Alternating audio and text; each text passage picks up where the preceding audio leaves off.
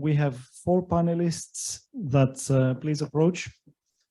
Stephen, you sit first there, Maria there, and we have Christophe as well, that is on the way. And we also have a panelist in Zoom, Anik. So I will introduce all 4 of you before we start the discussion, when you will give your insights about the issues that have been discussed now. Stephen Onakuse, the president of AgriNatura, lecturer in the Department of Food, Business and Development, and a research fellow with the Center for Sustainable Livelihoods, all at University of College Cork. Welcome, Stephen. He has a PhD in Food Science and Technology from University College Cork. And his research areas include various things, among others, the use of indigenous knowledge within communities as focal point of small-scale production interventions, and other things that are related to building capacity and so on and so on. Stephen, welcome. I will try to see if Anik is with us. She is with us, Anik Sasibera. Oui, bonjour, je suis là. Hello, Anik. You have been leading the Confederation of Smallholder Farmers for Development, CAPAD, in Burundi from 2004 and 2009. It is an organization dedicated to promote the rights of small-scale farmers in Burundi. So you will bring us this perception, these opinions. And through your leadership, you have helped to give voice to previously voiceless farmers. And I hope this voice is still loud. So you will present after Stephen your opinions on the issues. Maria, you have been presented yesterday, but I will say some things that you are from the FAO, have been working in the FAO Investment Center for 12 years, and recently you have moved to Turkey, Ankara, if I got that right, working at the FAO Food Systems and Food Safety Division. Lots of work that you have been doing, so I'm not going to go through all this, but you're very welcome. And last but not least, Christophe Laros. Christophe, you are working at DG INPA. You had the sector in charge, you are the sector that you're in charge in is called Sustainable Agriculture, a very broad one. It covers areas such as research and innovation, agroecological approaches and agrobiodiversity, agriculture and climate change, all the things that we've been touching. You are heading at DG INPA. So your insights will be very, very useful for us here and for the audience in Zoom. The way we do this is that we have done it the last 2 days. I will give the floor to first panelist, Stephen, to give us your insights on the issues that we have been discussing. If it is to specify a bit more, I think that the main question here is how the value chain approach can be useful to contribute to foster an agroecological transition.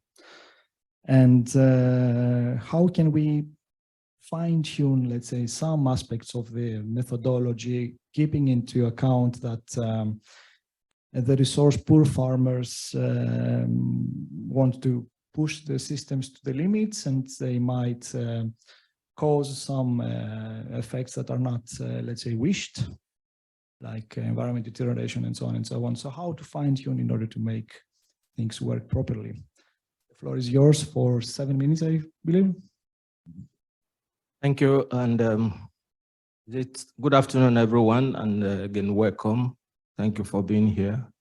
I think I have a very difficult task because as the president of AgriNatura and part of the project, I am being asked to give an account of myself and at the same time send myself to prison, which something is I find a little bit difficult to do. But in any case, I just want to express some things which I observed throughout the 2 days of our presentation.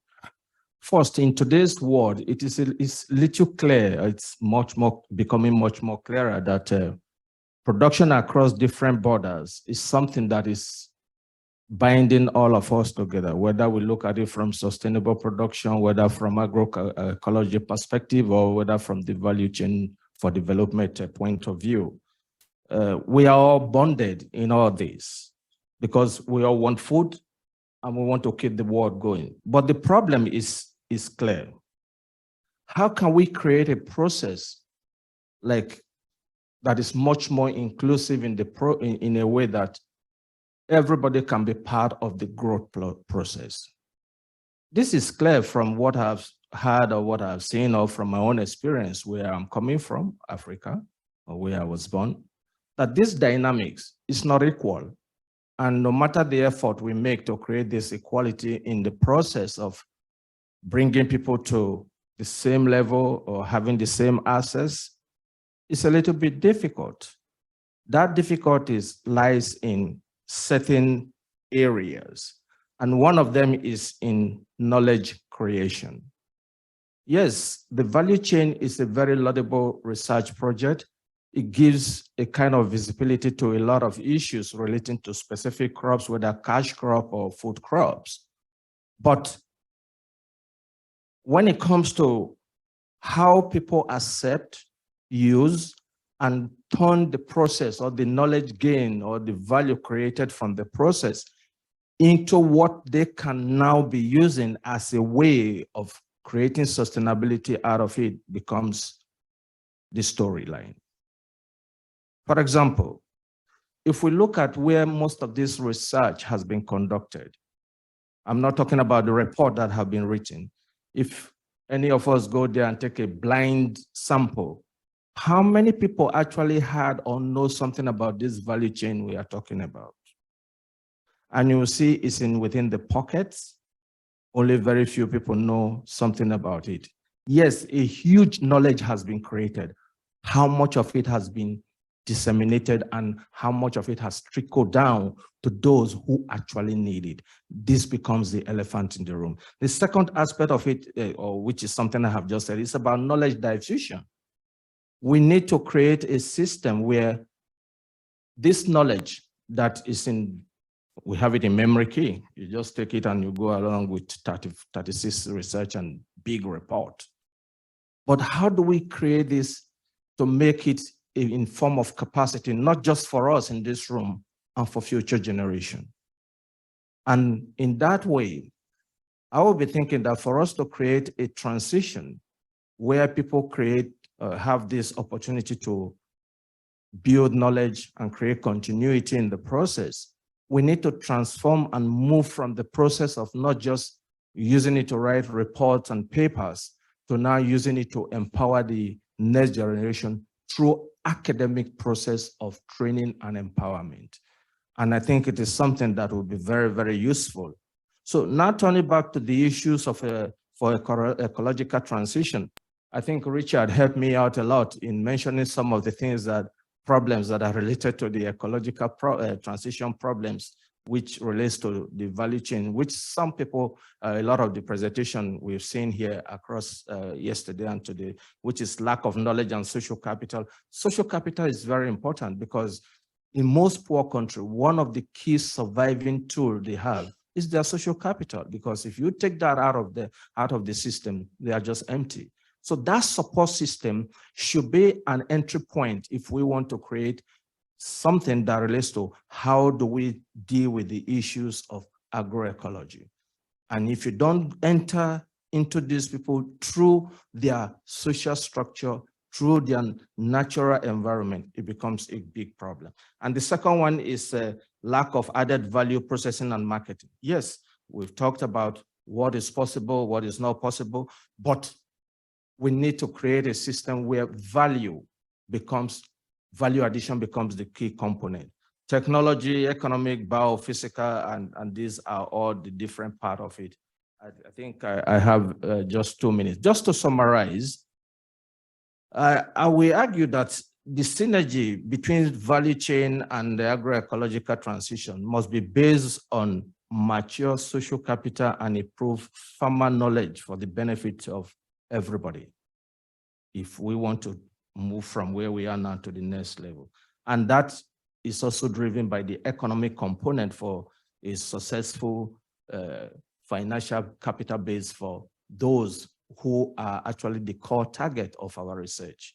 So mature social capital is critical for the transitional change for any knowledge network. Therefore, what I will ask some few questions, which I don't have answers to, and this one of them is, what policies are needed so that developing economies can harness the potential brought about by VCA4D for a seamless agroecological transition? I don't have the answer. What policy mix are needed to ensure that countries' adoption of VCA4D methodology attribute to inclusive and sustainable growth? Because that is the core thing. We want everybody to grow, have a same fair share in the process of growth. What industrial and development policies can be used at the national level, domestic economy through value chain addition? And lastly, what can be done to ensure that there is sufficient awareness and uptake of VCA4D methodology under the current food system transformation agenda policy? Thank you. Thank you very much, Stephen. You will have a time for a concluding remark later on, all of you, let's say. But now we will move to Anik. Anik, please give us your opinion on the issue from the small farmer perspective, smallholder perspective. The floor is yours, Anik. Merci pour la parole. Je ne dirais pas le contraire de ce que vient de dire le directeur d'AgriNatura, mais j'aimerais quand même le tranquilliser que les études qui ont été faites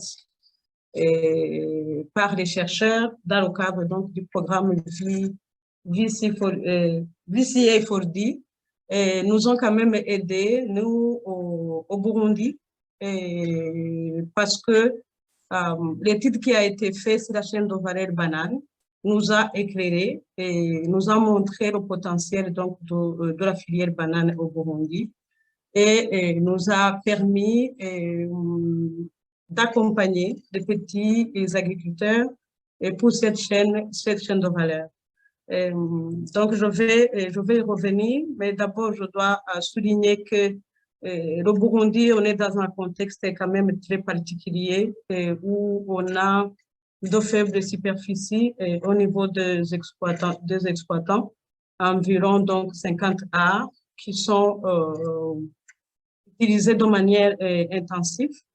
Et comme tous les autres, nous aussi en tant qu'organisation paysanne, à un certain moment, on avait été emportés par le courant de l'agriculture conventionnelle. Heureusement, on s'est rendu vite compte que le petit agriculteur ne pourrait pas suivre et on est allé sur d'autres modèles alternatifs, notamment donc les pratiques agroécologiques. Quand on a commencé ça timidement parce que c'était en déphasage par rapport à la politique et aux orientations du pays. Heureusement, on a eu des partenaires qui nous ont soutenus, notamment l'AFD à travers son programme de transition agroécologique. Et puis, après, on a eu le soutien aussi de l'Union européenne, et ce qui nous a permis petit à petit de mettre donc les pratiques agroécologiques à échelle et qui nous ont aussi permis aussi de travailler aussi avec les chercheurs et petit à petit donc de travailler sur les questions liées aussi à la restauration de la fertilité, mais aussi à la régénération et également à la protection donc de nos terres. Parce que le Burundi aussi, on n'est pas épargné par les questions de changement climatique et de perturbations climatiques. Et les agriculteurs, on est les premières victimes. Et donc, quand on a commencé les pratiques agroécologiques, notamment tout ce qui concerne donc le paillage, la valorisation du matériel végétal, et les agriculteurs ont tout de suite utilisé ça dans les champs de bananeraies. Et ce n'est que plus tard, avec l'étude d'AgriNatura, qu'on a su pourquoi. C'est parce que c'est une chaîne de valeur là où il y a de la valeur ajoutée, parce que la banane contribue à 38% du PIB agricole et à 14% du PIB national. Donc, c'est pour dire que quand il y a une plus-value au niveau de la chaîne de valeur, et les agriculteurs n'hésitent pas aussi à investir et à s'investir, même si on sait que le travail lié à l'agroécologie demande beaucoup plus d'efforts et qu'il y a aussi la pénibilité du travail qui est derrière.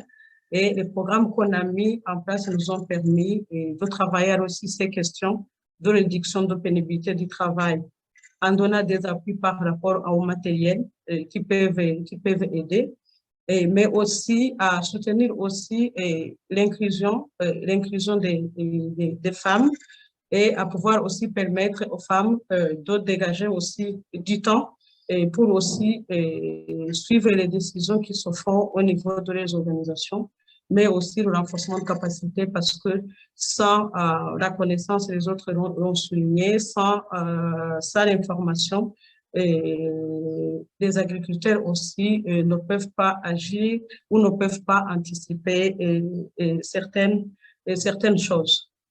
Alors, quand il y a eu cette étude de banane au Burundi, on a eu la chance d'être invité et on a vu que le document nous intéressait, nous donnait beaucoup d'informations. Nous, après, on a demandé à la délégation si on ne pouvait pas aller loin et pouvoir valoriser cette étude. Et on nous a demandé de faire des propositions. On a fait une proposition de mise en place d'une interprofession de banane pour que les acteurs de la filière banane puissent se parler et les différents acteurs de différentes sous-chaînes de valeur de la banane puissent échanger et discuter et pouvoir résoudre les problèmes ensemble. Et quand on a rencontré la plupart donc des acteurs, notamment les investisseurs qui font la transformation de la banane en produits liquides de banane ou dans d'autres produits, et on a trouvé que eux, ils avaient d'autres préoccupations et ils pensaient que même les agriculteurs n'étaient même pas à mesure de résoudre leurs préoccupations. That is probably me calling. Annick, you have 1 minute. Oui. OK. Donc, on a pu travailler.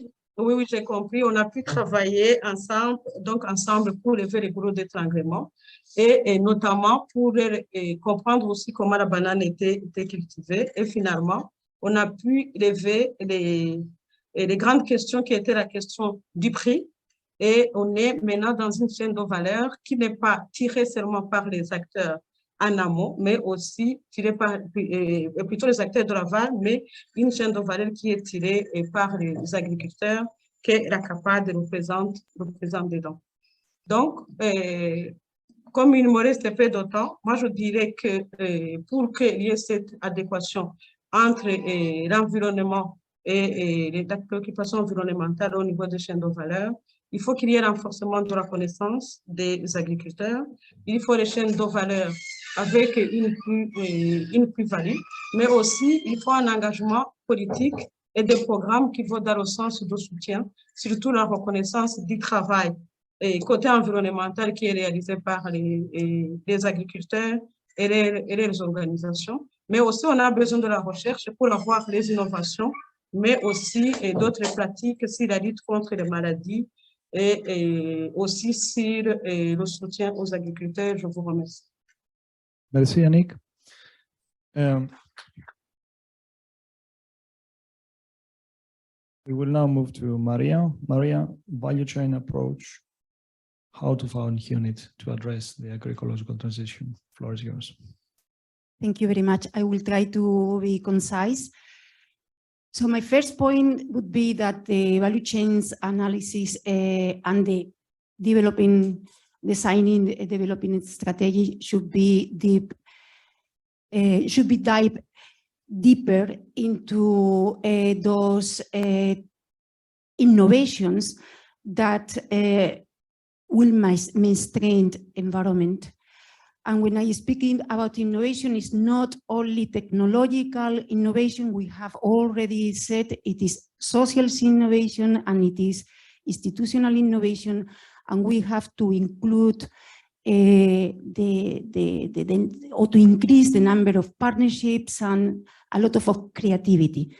Everything in order to decrease poverty, having diets that are more affordable for the people, and of course, decrease the GHG emissions. So from the pure technical point of view, I would say that the value chain analysis and the strategies, they should give more attention to the greening technologies and practices. And from energy efficiency to reduced tillage, conservation agriculture, pasture rehabilitation, there are thousands of greening technologies that really they are good and they are profitable, but people do not know. And this is very important, and this is our role to show that those technologies really, they don't decrease yields. They will do maybe during the 2 or 3 first years, but then they will be increasing.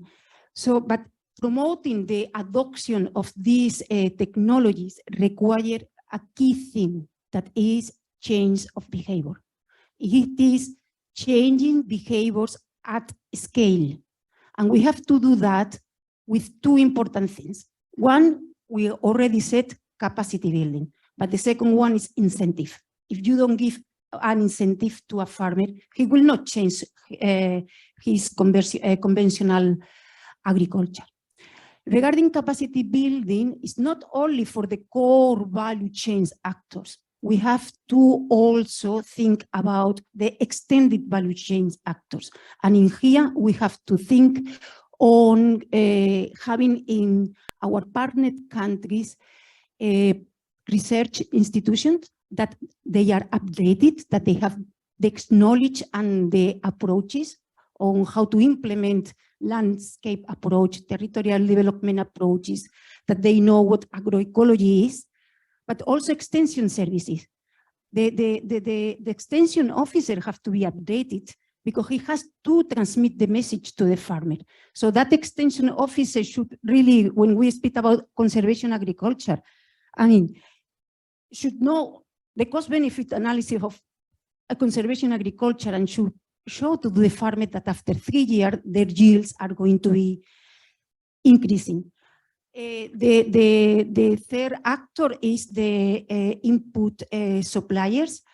And here I am speaking about bio inputs for activating soil fertility, composting waste, biopesticides, breeding insects for pest management. So there are many techniques, but they are not known. So, and the innovative finance for greening that already exists. I don't want to finish without mentioning the policy incentive. So in here, what is very important is to have those incentives along with investment in the extension and in the research. And the value chain analysis, we should be able to give insights on the repurposing of the current domestic support toward greening the value chains. So this came to the dialogue, but I think that is important because we all see that our partners' domestic support are at the moment not right, and they have to repurpose, to be honest, and we need to give insight about that. So I want to finish as well that there are many tools, that there are many methodologies. FAO has been working with EBRD, with the World Bank. We go to the countries, we help them to prioritize those green technologies that mitigate, that contribute to adaptation and also increase productivity. And my message will be to work in partnership and not to duplicate or to repeat what is already there. But now the important thing is to work together. Thank you very much. Thank you, Maria. for your very concrete insights. So now we move to Christophe. Christophe Laroche, please, your insights on the issue. Thank you. Thank you. First, I would like to say that indeed in our organization, there is certainly a growing understanding, interest and conviction of the role of agroecological approaches as a way to foster transformation of food systems in Europe and also in our partner countries. This is something that has really been reaffirmed over the recent years with different kind of policy documents of communication in the EU jargon, the context of the farm to fork, where there are explicit references to elements of agroecological approaches. Also, if you look at how we have responded to the fertilizer crisis and its international dimension, there is also a lot of references to what elements of agroecological approaches can contribute to address this kind of crisis.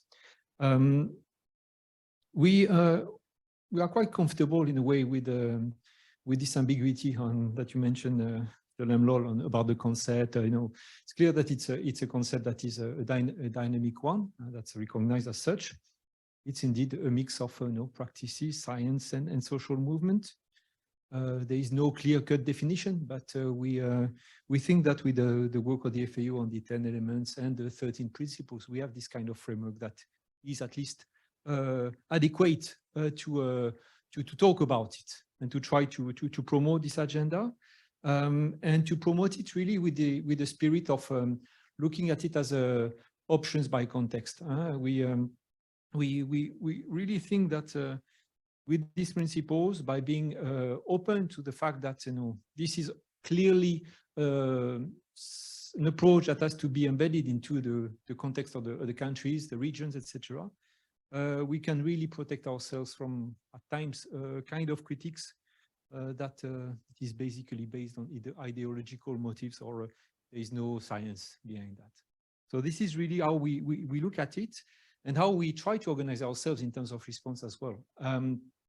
We at EU level, and if I look especially at what we do at INPA, first, we joined the coalition on agroecology that emerged at the UN Food Systems Summit as a commission. We certainly have played a kind of role in helping to put this topic a bit more on the agenda of international agricultural research. We are engaging with the CGIAR, for instance, on this topic, and you know that it's not the historical background of this kind of important network.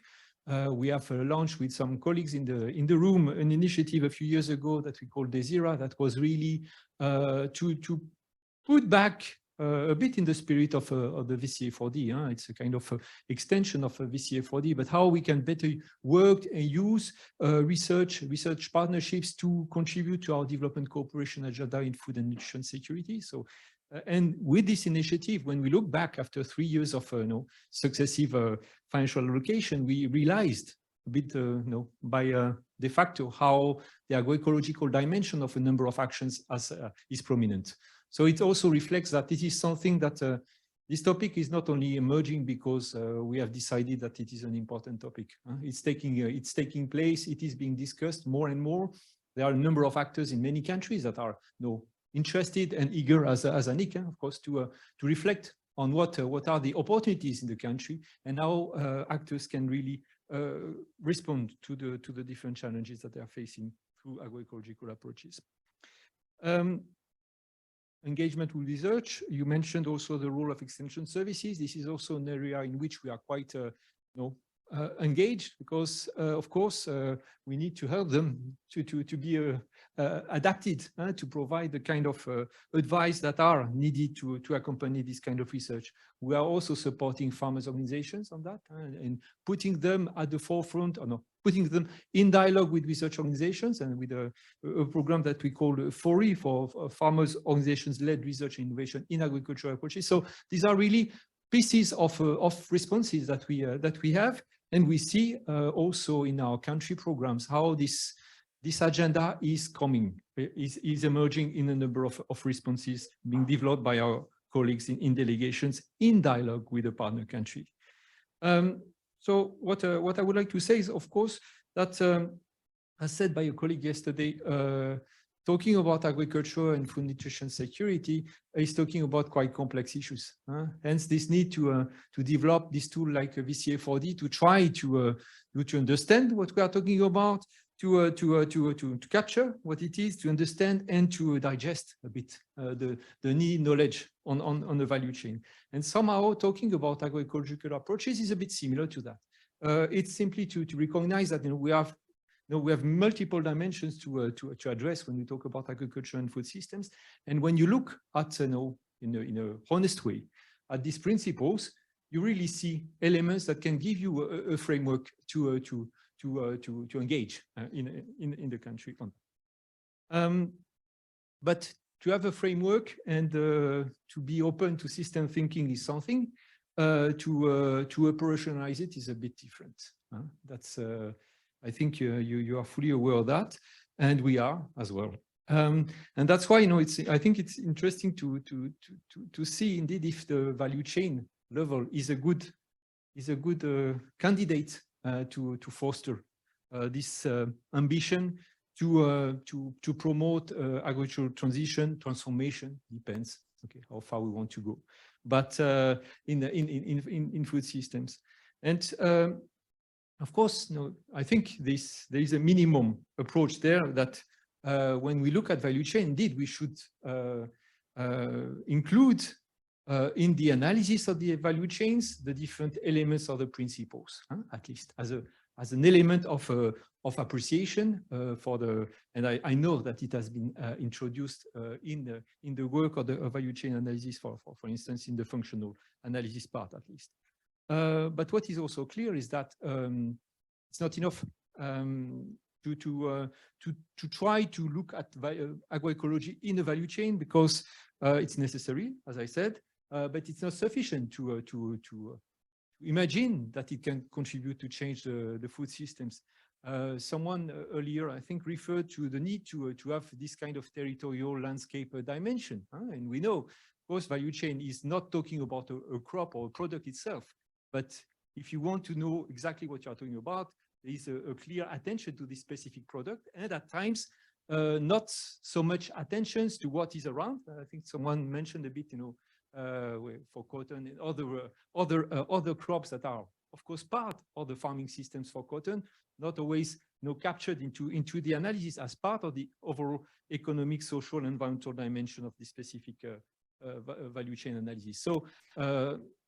There is this important role, of course, of value chains to push elements of the agroecological agenda, but it's not enough, and we need to find ways to complement this kind of analysis with a more landscape dimension, at least.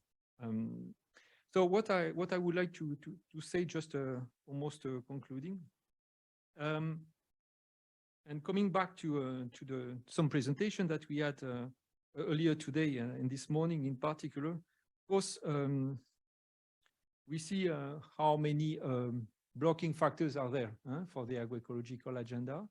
I was quite, in fact, interested also by the presentation from Mr. Lamlol, because if we look back, of course, it was not at the core of the thinking of this value chain analysis tool, but at least even if you look at them now, you can see what are the entry points and what could be possible responses, and where are things that we need to tackle I would say, to positively communicate and engage on the agroecological agenda.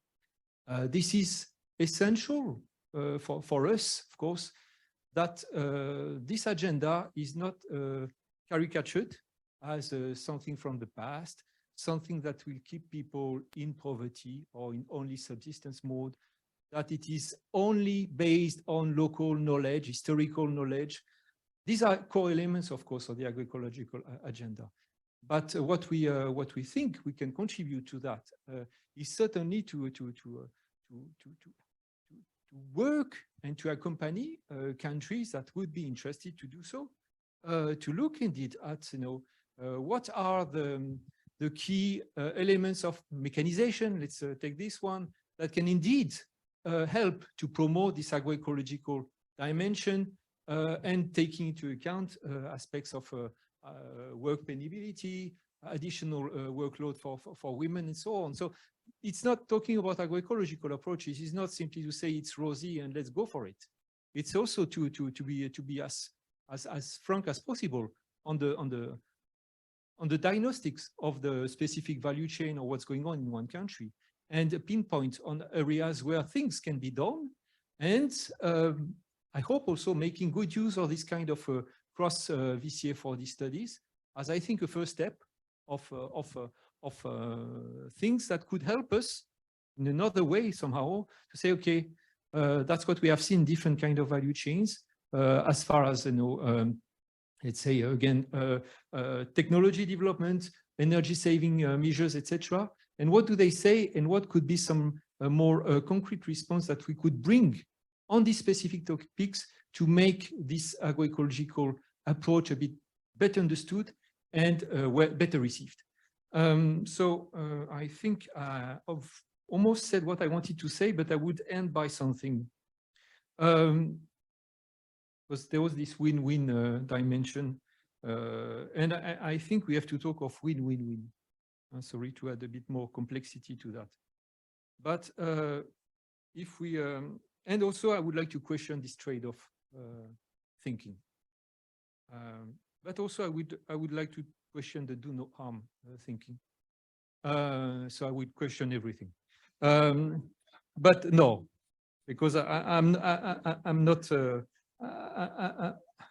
not equipped to do that. But just to say that, if we are responsible, because we were talking of a responsible value chain, so let's try to be responsible ourselves. No, we have climate change. We have a biodiversity loss. We have inequalities that are simply skyrocketing. We have job creation needs with population growth. So when you take all these things, we have all the ingredients for a future that is a bit complex, to say the least. So I can't imagine why we should do kind of trade-off and saying, nowadays I will focus only on the economic side. The social environment is for later. Or I would say, no, I will do that, but I won't go too far because I don't want to do harm. The harm is already done. So I think we have to think a bit differently and to adopt a much more positive approach to issues, and really to see, what can we do with an action that can indeed positively contribute to nature and positively contribute to the people. The economics is part of it, but to have to be a bit not positive because we have to be optimistic. It's something else, but simply to position the actions that we would like to define as elements that would contribute to the different parts of the agenda that we have to tackle on environment, social, and economic. So I hope it was sufficiently clear, and I thank you.